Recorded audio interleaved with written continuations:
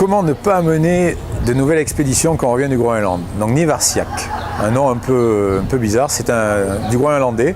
C'est la fleur emblématique du Groenland. Donc pendant 10 mois de l'année, elle vit sous la glace, sous la neige, des températures extraordinairement basses. Et puis l'été, elle ressurgit pour vivre 2 mois et remourir. Donc ça va être le nom de mon expédition, comme moi, après cet accident où j'ai perdu cette jambe. Je me suis reconstruit. Donc d'un côté, il va y avoir le Fadak que je suis en solitaire qui va longer la côte ouest du Groenland en kayak, tout seul face à lui-même.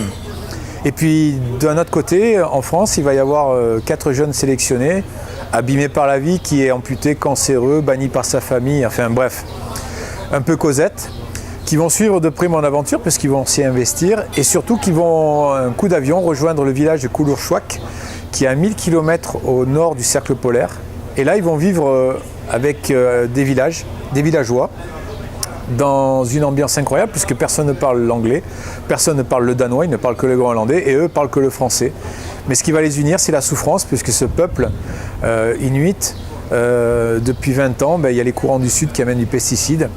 Et ces gens-là se nourrissent que de chasse et de pêche, donc leur nourriture est contaminée, donc ils meurent tous les uns après les autres du cancer.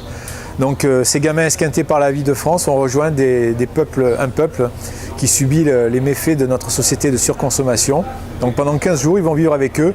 Et là, j'arriverai comme cette petite fleur du printemps avec mon kayak. Donc quand ça ne va pas aller trop fort, quand ça ne va pas être bien comme je le souhaite, je penserai à eux qui m'attendent à Kulurchuaq.